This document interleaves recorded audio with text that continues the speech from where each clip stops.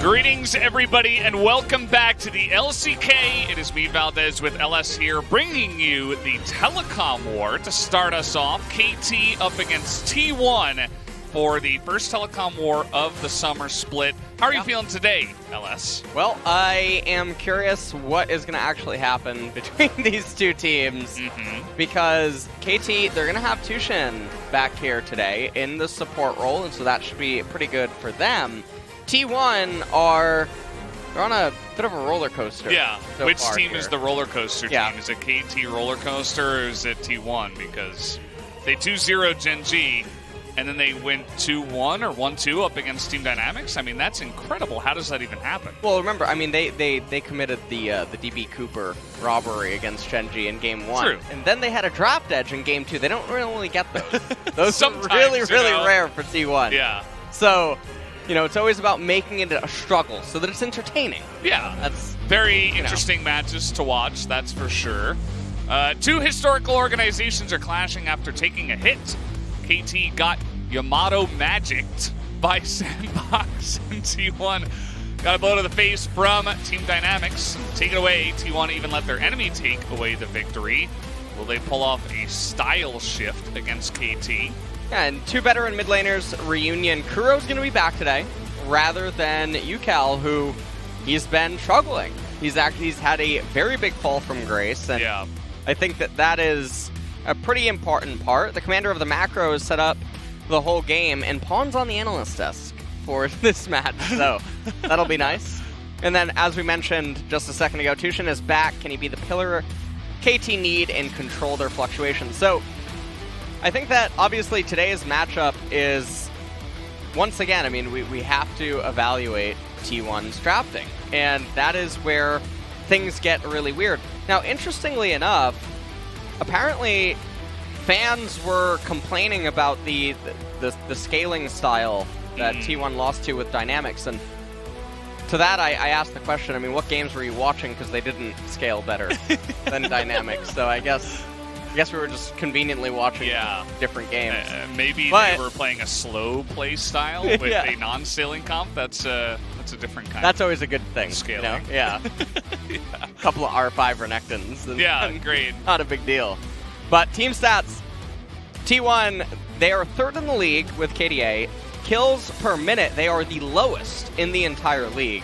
I think it's deaths and kills. Yeah, I mean, their average win time is 32-14, and their average loss time 36 minutes and 3 seconds. So when they go down, it takes a while in order for them to lose. Yeah. But when you watch their gameplay, it is really, I don't know how to really like put this. They go through laning phase and then they win because their teamwork is better. That's really what it is. There's not a lot of cohesiveness in early to mid transitions, and then they just have Faker and Teddy. And then it depends on what day of the week it is Kana going to show up, because Kana can either be a carry, he can be the anchor that drags them all the way down, or he's just so-so. It just really matters which one are you going to get. Yeah, it does feel like sometimes you are flipping the coin when you watch a bit of T1, and I think you put it best when you said that, you know, Faker and Teddy will be there always. So regardless of if they're really far behind, if they're down a Dragon Soul, if they have a non-scaling composition, there are still ways for this team to win because of the ability of the players. But we'd like to see the rest of their game shored up a bit. As we're taking a look here at the key players, it is, of course, going to be the AD carry matchup. Aiming does have some really sick stats. And remember, KT they're in like 6th place right now, behind Afrika, maybe even 7th. Yeah. Because Team Dynamics took that recent win over T1. And still, Aiming is up there towards the top. Yeah, Aiming is continuing to live up to what he did in spring, where he was just really a machine and was able to constantly dish out damage, work with less resources, and he's doing it again here in summer, despite the team really falling down around him. Whereas other players that were really good in spring are not finding really the same success, because obviously some of the champions that they've been playing have been hit ever so slightly, like Hybrid is one of the victims of that. But Aiming is Going to be the key component in the victory here today if KT can manage to get it. And unfortunately for KT, they are going to be starting on blue side, so they're going to go into everything blind, but I do believe that T1's red side win rate is their worst. Yeah, it is. It's 4 and 6, 40%. So yeah, the color that allows you to counterpick the opposition. By the way, 8 and 2 on blue. 8 and 2 on blue.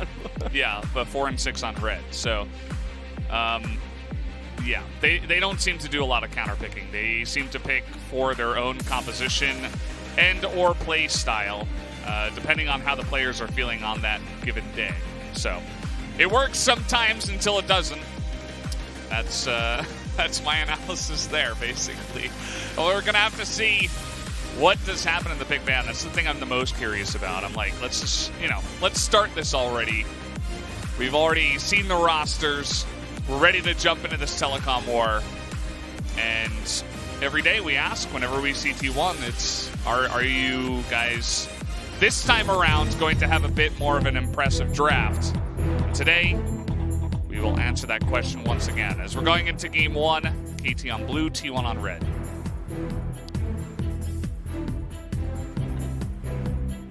Let's take a look at what is going to happen.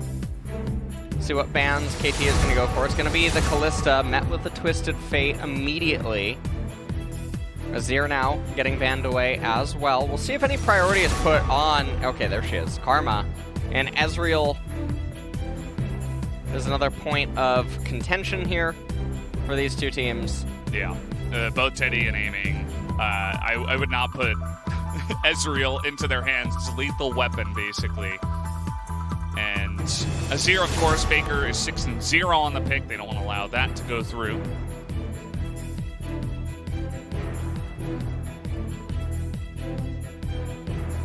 And Set taken off the table. He's one of those champions that you really got to understand what is happening. Now, the next week patch notes were posted by Mark Yetter on Twitter. The plan changes. Yeah. I don't believe Set's on that list. And so that's 10-15, which means if the trends keep up in the LCK the way that they have been, Set is just never going to see play because he's not due for a nerf until maybe playoffs? But no, 10-15 should be playoffs, right? Yeah, I think so. The way things are going. Yeah. We're not even at 10-14, so. Yeah. Varus is left available with the first pick, Volibear, and they're also going to go for a quick Olaf into what they think is Volibear jungle. And so Volibear, Olaf, same family tree. We've talked about this many times. They conduct themselves in the same exact way. They have a very similar playstyle pattern, but Volibear has a better late game and mid game than Olaf. That might be Pogmaw. It certainly is. Pogmaw being the AP variant. Well, mid lane. Maybe not. What? Although it is picked really early, and they're going to go for maybe Soraka. They saw that LS was on the desk. Never mind. They saw that Valdez was on the desk. They picked Tom Kent. Thanks, guys. I just got catfished. Oh, man. No. Oh, man. Feels bad. Hate when that happens. All right, well, let's take a look at what T1 are going to be able to do here. So, you know that the opponents are all short range. Now, Kog'Maw, interestingly enough, though, he is one of the champions that can really just stand your ground. And so, he can manage to just dish out a ton of damage. Now, Blitzcrank is always really interesting because he's a wild card pick that can really disrupt Protect comps. Given that his hook is always valuable at every single stage of the game, it can always turn things around. And Everett has played a bit of Blitzcrank so far. He's 2 and 0. Yeah. And so you know that he knows how to play this pick. It's not like just some random support picking it up. The thing is that Varus has to go into lethality here, most likely, because if Varus tries to stand his ground with lethal tempo attack speed Varus, Kog'Maw just does it better. And so, in that regard, they are of the same family tree. Kog'Maw is just a evolved form of it. Okay. Can dish out a little bit more damage. Renekton, ban away. Even though that's a champion they should implore T1 to pick. Saving T1 from themselves. How considerate. How considerate is KT. Now, again, the other thing also is that Kog'Maw is a flex. He can go mid lane. If a lot of people haven't been watching Showmaker, you haven't kept up with the patch notes changes, it is a change that put AP Kog'Maw more on the radar. I believe he was actually picked earlier today in Challengers Korea as well. Part of the LCK going live. So Wukong did get banned away by T1. And Wukong's not really congruent with KT's draft right now, so that's a little bit surprising. Also, given that T1 has counterpick. So, interesting there. We'll see what they go for on R4. Yeah, it's a bit of a question. Do you want to try to blind something for Faker and counterpick top? Zoe is available, and we've been seeing a lot of Zoe recently, and ever since she came out, I suppose I should say. Zoe, very popular, especially here in Summer. And AP Cog is actually good against Zoe if they would want to move him into mid. But it looks like they're hovering Orianna, so that might not end up being the case. No, now they're going to move over. Ooh, oh. Arthas. Oh? No. Look, catfished again. It was all an illusion, Valdez. Yeah. You know? I mean, that's what LeBlanc's known for. KT is really playing with my heart tonight. Soraka and then Karthus. And we're just going to have blind pick Camille. Sohan says, bring it. Yeah. And, you know, based on the up and down performance of Kana, and Sohan has been performing pretty well. And definitely with confidence. I do like the idea, but curious about how Kana's going to respond. And this is interesting. There's definitely merit to a Jax pick here on R5, not Mordekaiser. Mordekaiser's not the pick. All right, well. Jax would be so valuable because not only does he straighten up Camille and Volibear, Volibear can't really gank Camille, or Volibear can't really gank for Camille. Jax is just so effective against both. He scales, pushes back Camille, very effective even against Kog'Maw in the later stages. Just all around, so much insane value, but they opt for a Mordekaiser instead. So the thing is that at 2.5 items, Kog'Maw gets Death Realmed, and then he tells Mordekaiser that you're actually stuck in here with me, not the other way around. Yeah. I mean, Mordekaiser only really has one Death Realm target in mid to late transition. So a lot of people look at this and they're like, well, he's being picked for his Death Realm activation. And with Olaf, you can do the thing where you try to rush Soul Point, and then you Death Realm the enemy jungler, and then you keep them in. But that's a very gimmicky approach to things. The LeBlanc is very, very off-theme with KT's comp. It's not really on par with what all the other champions are trying to do. It's really just thrown in there in a very bizarre way. So we'll see what Kuro manages to do with it, but that's definitely the red flag of the KT team composition, where everything else is just guaranteeing that Kog'Maw basically pogs off on the opponents. Okay, that's one way to put it. I don't know about the Mordekaiser too. He's 4-11, and he pretty much fell off in terms of presence here. Once 10-13 rolled around, a couple of teams tried to play him, and he just got bopped. And then we just stopped seeing him. But here he is again, back once again for game number 1 of KT up against T1. Kana going to try to make it happen with the Conqueror Mord up top. And it is, of course, going to be that lethality. Varus coming in, just taking a look at some of the runes, making sure we don't see anything too strange. I really like the Volibear skin that Bono is going for. It's going to be Grasp of the Undying on Sohan. And there are a lot of squishies on the enemy team. You can also proc that quite often against Kana inside of laning phase. Yeah, I mean, he's probably going to be having some fun up there, especially once he gets a couple of items. Don't know if the Mordekaiser is really going to stand up to him. Aiming with Comet is very interesting. I actually, is he just gonna go AP Kog'Maw from bottom lane? From bot lane. I mean, it certainly looks like it, right? We don't. And, yeah, I'm just trying to take it away. He's got presence of mind too. I mean, this does look like pretty straight up AP Kog'Maw. Yeah. He doesn't take any kind of a main, he doesn't take press the attack or anything like that. So yeah, no lethal tempo, nothing like that going on. So yeah. AP Kog, so this is actually very different against Mordekaiser. Attack speed Kog'Maw would just be able to laugh at him eventually inside of the Death Realm, especially if he would get Wit's End, which he should. But AP Kog'Maw is going to be very different. It's going to really matter where and when Kana can get on top of him. And so we'll see what aiming is going to be able to do with it. He obviously dishes out insane amounts of damage, able to counter-poke against Zoe very effectively. But if they wanted to play AP Kog'Maw, I don't know why they didn't just pivot him into mid lane and get a better AD carry. Yeah, especially, as you mentioned, it's pretty good into the Zoe. You could have just picked something different for the bottom side, or maybe they specifically wanted AP Kog up against the Varus. Yeah, there's not going to be any kind of cheater or anything like that. Or well, the thing here is when they crash the two waves, they obviously can't push. It's too risky. They can't get chip damage onto the turrets. So now the lane state, I mean, Varus and Blitzcrank are just very happy.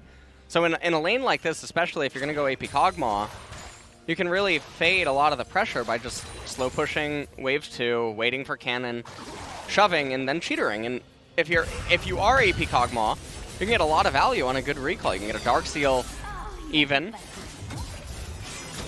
yeah. And a control ward at that point too, so you get a lot more safety. But as it stands right now, they're just going to keep on trading. You can see Volibear and Olaf, they're just going blow for blow. Olaf is faster. This is one of the dynamics. So between Set, Olaf, and Volibear, there's a bit of nuance between them all, even though they're all dittos, pretty much in the same sense.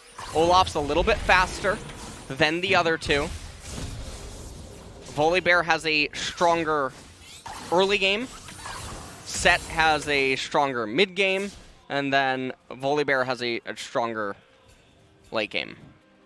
There you go. Much. There's the, yeah. Yeah, they're all like different versions of Eevee or something. Yeah. Maybe not directly, but in a similar idea. We did take a look at the win rate of Kuro's LeBlanc, and he's up against Faker, who is a very famous LeBlanc player. Kuro, though, 26-6, so above 80% win rate.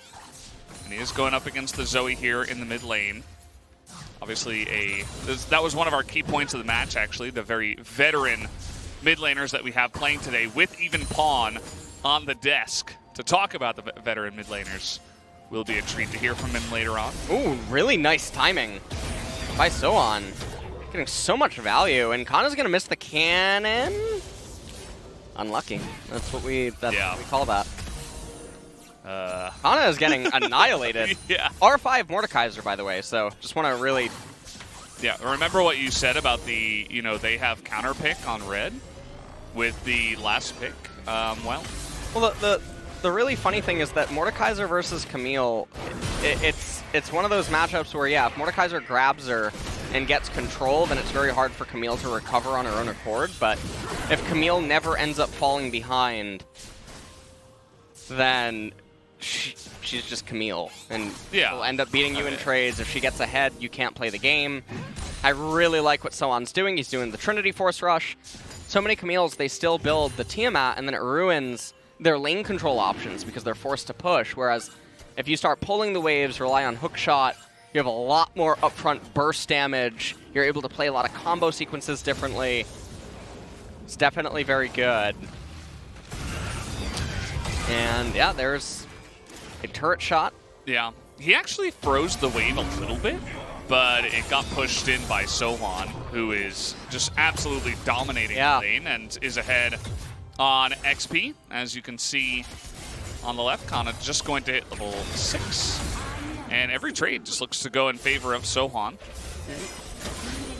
Doing a really good job. And right now, Kana, I mean, he let the wave into the turret for no reason. Jungler in close proximity could have just froze. But I think he let the cannon into the turret, and so now it's pushing back into Camille. And Faker also in a really rough spot here in mid lane. Volibear is getting the dragon. None of this should be happening. Yeah, that's what I don't understand. I mean, because he was topside. If he was going to stay topside, at least try to help the Mordekaiser that's just bleeding out. But instead, he does neither. And the dragon is going to go the way of KT. It's an Infernal Drake, which, again, it's only one, but you have Camille, AP Kog'Maw, and even LeBlanc is going to be happy about some of those stats.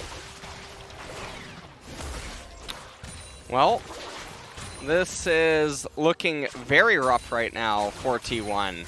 Because the combo of Olaf Mordekaiser in mid-game, it sounds so bread and butter and so simplistic, but it is a legitimate thing where Olaf rushes down first, second dragon. If you get third Drake, it's very easy to secure the fourth one by just having Mordekaiser invalidate the enemy jungler. Someone's down a level right here, but that's because there's so much EXP, and now they're converting that mid lane pressure into a roam up here. Kana does have Death Realm available, and at this point in time, there's not enough HP missing. It's not like someone can just joust with him. Kana's going to obliterate the cannon. And Cuz is checking. Yeah, with the undertow. Yep. Seems like he did read into this pretty well. Bono, though, is going to charge on in, and it is going to go the way of Cuz, so that will not be an effective steal.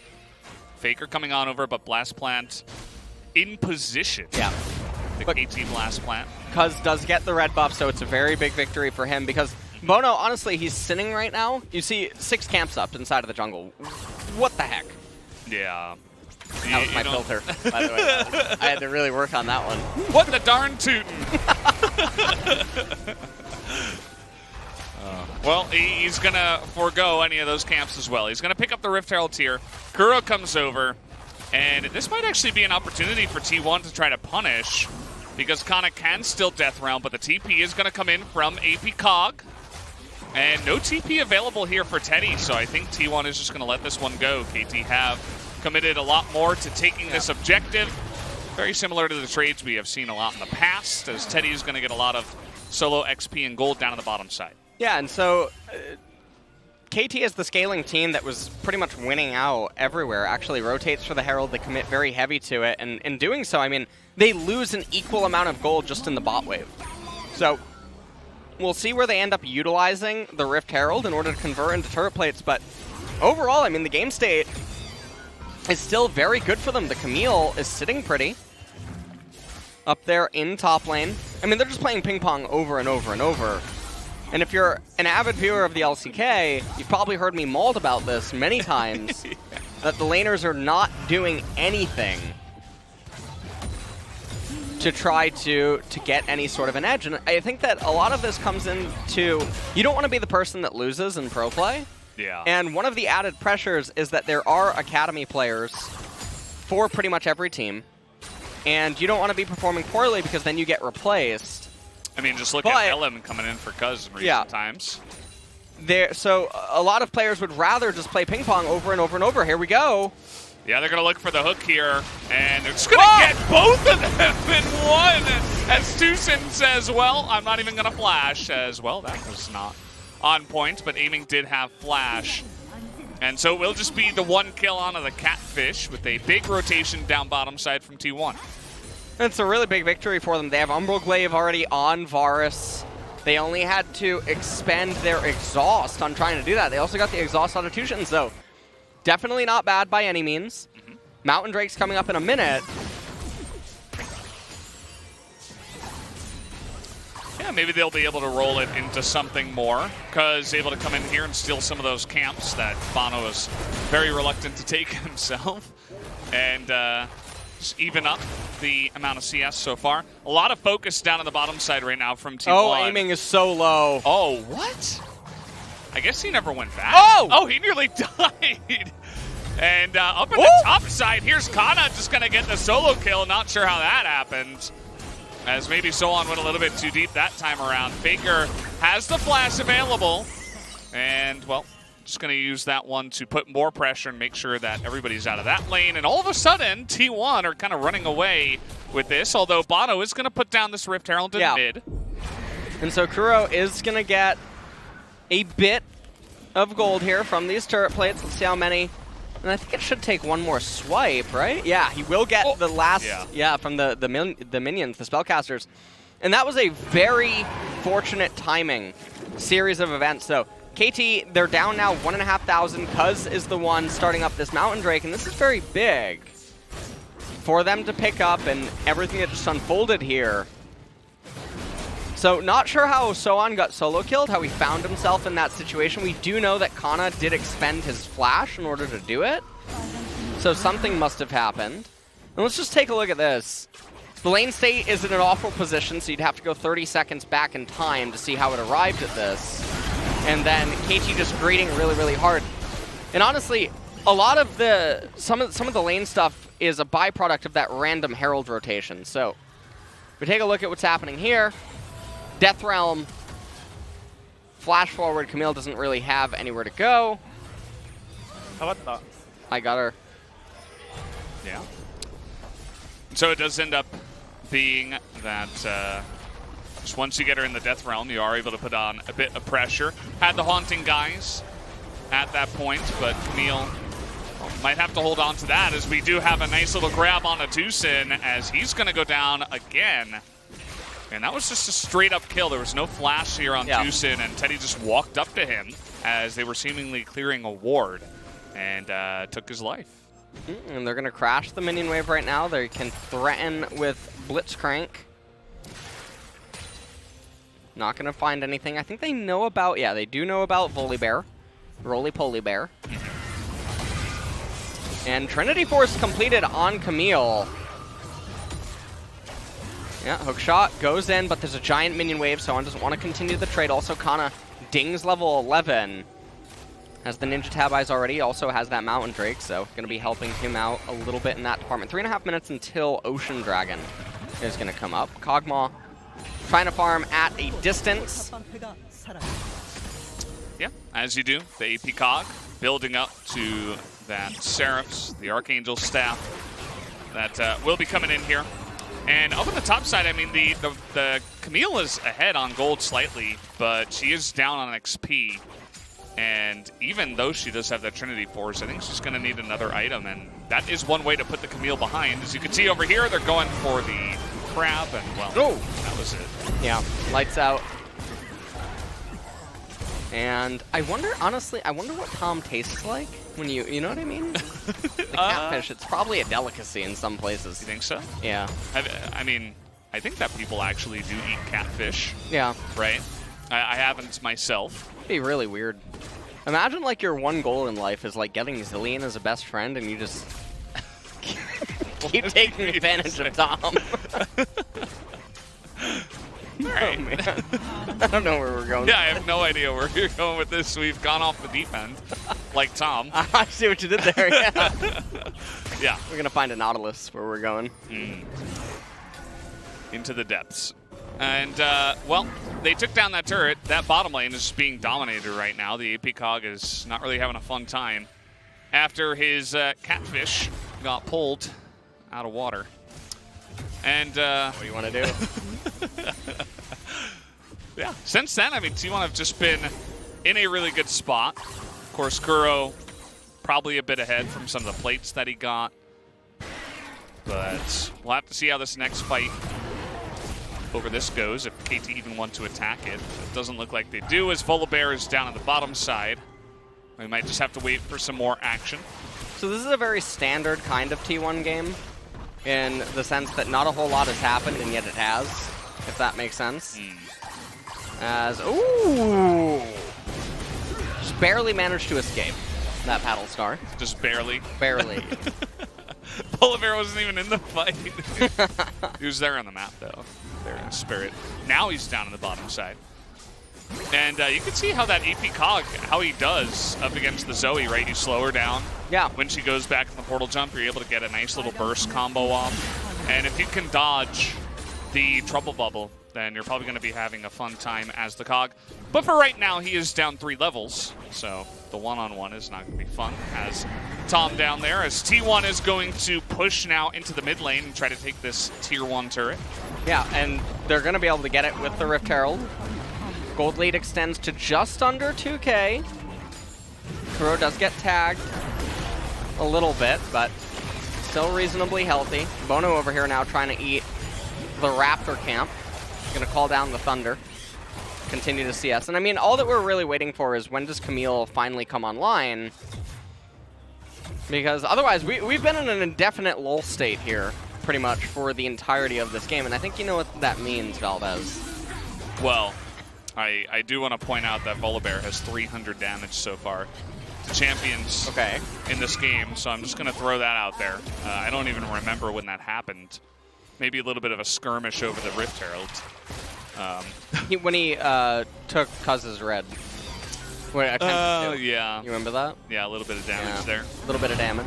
Not too bad, not too bad, not too shabby. Ran away. Yeah, he did run away after that. Yeah. Thank you for the analysis of the situation. Wouldn't it have been nice if T1 could have picked up that first Infernal as well? Yeah, it would have been.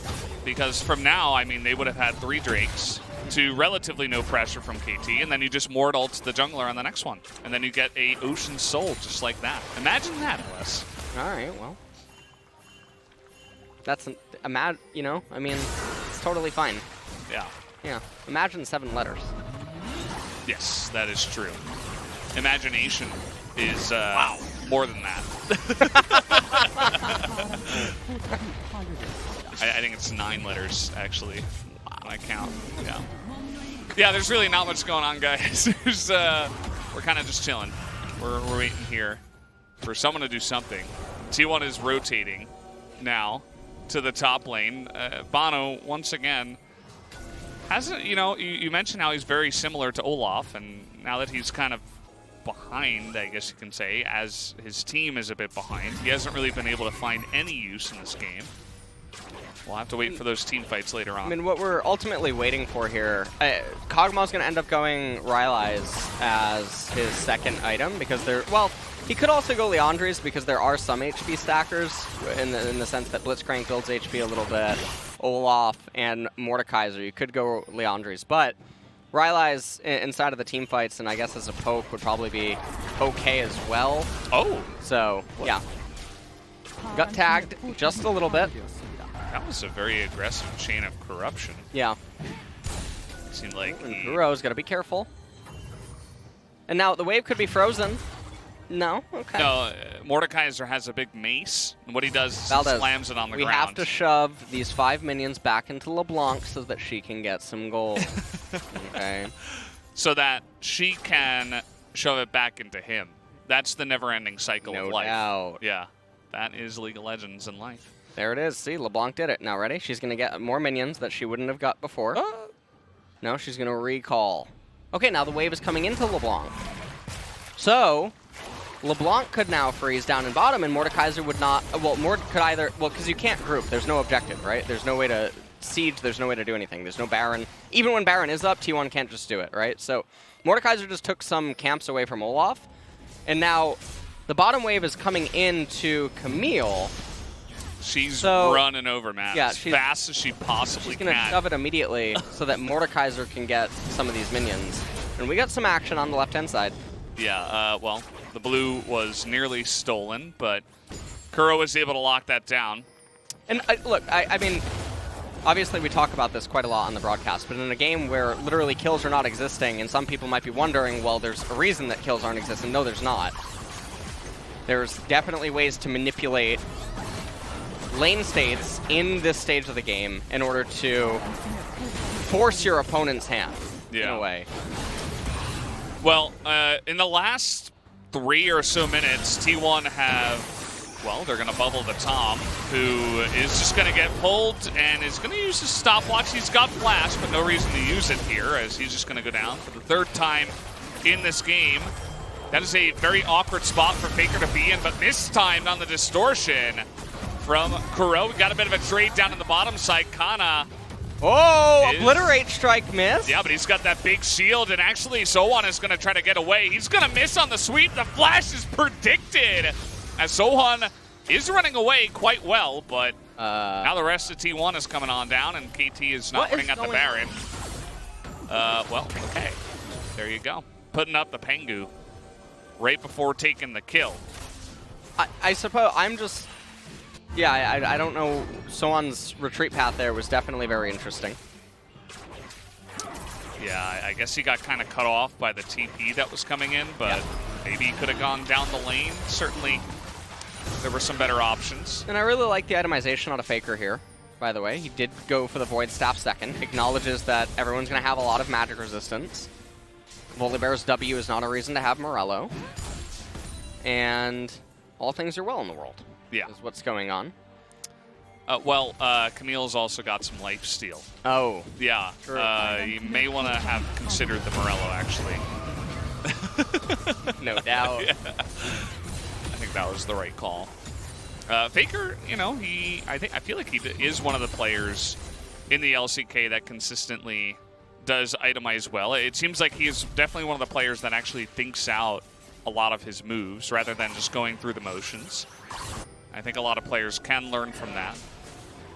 And, yeah, they're just going to go for the Ocean Drake. KT really hasn't put up a stand here in about 5 minutes. I mean, they're not fighting over any objective. They've let 4 of their outer towers go down. And they're just saying, well, let's wait for the late game. And I think a lot of this stems from the inability to perceive the alternate options that could exist inside of the game, or to how to create or manufacture game states that would be favorable for KT, and so they're just going through the motions on autopilot, and they're playing ping pong back and forth. But they're fumbling along the way ever so slightly, and so that's led to a 3,500 gold deficit. They do have the Infernal Dragon, but I mean, if you're gonna play like this, you're gonna draft like this, you're not gonna freeze waves. Why do you have a LeBlanc rather than a scaling champion? I mean, if they had Malzahar here, it would even be better against T1. But I mean, there's a million champions that you could suggest that is not obviously LeBlanc. But all that's going to end up happening is we're going to have a huge fight in 4 minutes over the Ocean Soul, and the victor of that will probably win the game. T1, because if they get it, they're going to get Ocean Soul, they'll convert into a game end. But if KT wins it, it probably will stabilize them more than enough, and their team composition being better will just inevitably allow them to keep winning out throughout the remainder of the game, most likely, unless T1 pulls off a robbery again. Yeah, I mean, that is T1. They do have the players to manage it, and I'm very curious to see how aiming is going to do in later game team fights. Obviously, his poke is pretty ridiculous. There's a lot of predictability, I feel like, in terms of Zoe and Varus. Varus is not very mobile. Zoe portal jumping back, and Tucson might just die again here. He's very tanky with the stone plate, but I don't think it matters. He is going to flash, but still going down. And now Cog is left in the back line, and Baker going to go in and pick up the kill and the flash. Just flashes away, and that is going to be another 2 kills to T1. They don't have the Baron, but they're still just going to push down mid lane and try to take this inhibitor. Yeah, and I mean, this is just looking like it could even be the end of the game, depending on... Well, no, it looks like they're not going to go for it. But depending on what KT would end up doing, they could definitely end up just getting Blitzcrank pulled, and things could continue to snowball. But they're going to back off for now. 5,000 gold lead. Don't know what Kuro's doing. He ends up spotting them out. Checks their vision. T1 are just retreating. 2 minutes until Ocean comes up. And it's very hard to imagine what is going to end up going on here. So let's take a look at this. And I mean, everything is just working out so well. Effort is doing such a good job on the Blitzcrank. But you have to also ask yourself the question, why is KT here in this? I mean, Tucson was leading the charge. He put down a control ward, and he's like, oh, look, a piece of candy. He walks over to it. A cake. Yeah, a cake. Sorry. Got to stay up to date with current memes. And he walks in front of the minions. He has no support from his team right now. They're very far behind. Definitely does feel like Tucson, unfortunately, is a little bit off today, as they're going to try to get this 3-on-1 eventually down onto Kana. Sohan has to flash there. In comes the Varus. Sohan gets so low and actually is going to get devoured, but here's the rest of T1 trying to challenge in here. Sohan very low, and that is a massive amount of AoE coming in. And they're just going to try to run at Kuro. They can't quite get onto him just yet, but picking up the flash, it is going to be enough. That was a really sweet timed stopwatch, and Faker is going to survive. And that's the end of the game. That's it. There you go. So T1 are going to walk away. 12-1 is the game score, and it really felt like nothing happened. That game was really weird, man. This is one of the weirdest games we've had in the LCK, I think, in 2020. Yeah, it was kind of like nothing happened until they had a little fight. He's not going to actually Hex Flash. Okay, they're going to kill Tucson again. That's not very nice. But you got to do what you got to do to get your team. Well, they're going to give an extra kill to Amy. GG, 13-2, the final kill score. And I hope okay. when this game gets uploaded as a VOD, I really hope the thumbnail is just Ender's face. Weird champ, and it's just, it was a very bizarre game. I gave the player of the game over to Effort for the Blitzcrank play. I mean, we said the Blitzcrank pick was very good. Tom Kench a little bit out of place when it came in. It didn't really do anything. It has a purpose, but overall, I mean, this game is just, there's so many things to point out that KT can do better, but it would require you to look beyond traditional methods of playing the game. So it's definitely weird for them. On the side of T1, though, they managed to do traditional T1 things. Just slowly, gradually get ahead. Nothing happens at all during laning phase, early stages of the game, and then they eventually win. And it's still a very worrying thing, as split straw on. Obviously, T1 in playoff mode is very scary, but the big question consistently is Worlds play, because level play gets a lot harder. Yeah. And things like this don't really tend to fly or work. Yeah. And we can definitely say that KT didn't really punish T1 for anything. I mean, Sohan had a good early game, I suppose. Yeah, it was really ahead until he got that. Yeah, the solo kill was very peculiar. Yeah. And bottom lane just fell apart because Tom Kent was kind of abused down there. And in part it was Effort making plays, but also I think the KT players were also out of position multiple times. That kind of led to the turret falling without much of a pushback, and then Rift Herald, second Rift Herald came in, all the dragons, and KT did nothing. The initial Rift Herald play is so weird. It's so bewildering when the scaling team comp rotates for the Herald as if their it's life or death. Yeah. It's always just really weird. That threw the lanes a little bit off kilter as well. They were all doing okay. Yeah. Well, guys, that was a quick one. We're going to take a break. When we come back, game number 2.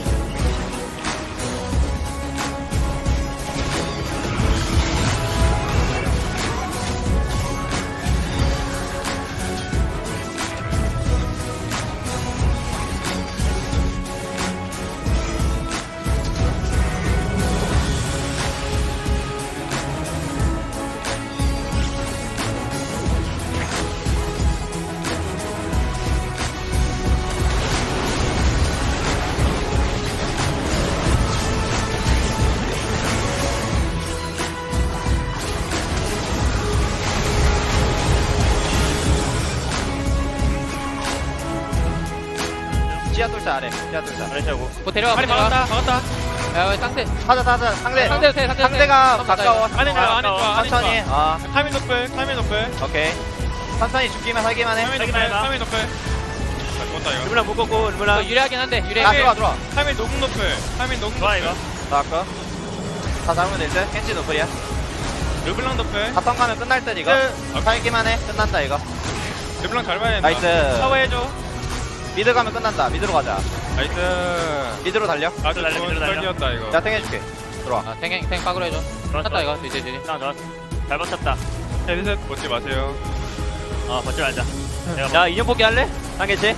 근데 뿌리긴 한데. 인형 뽑기 하자. 오케이 일단 타워 쳐봐. 오케이, 사원을 치고. 타워 치고 인형 뽑기 해야 돼. 오케이 여기 한번 보자. 공 쳐놔봐. 5초. 인형 하나 잘 뽑아라. 좀 쳐놔도 돼, 이거. 오케이 여기 인형 하나 잘 뽑아봐. 아무 재미없어. 나이스. 나이스 이러고 있어. 나이스. 너 조태기를 안 가네. 야 끝내줘. 난 끝낼라 했어 근데.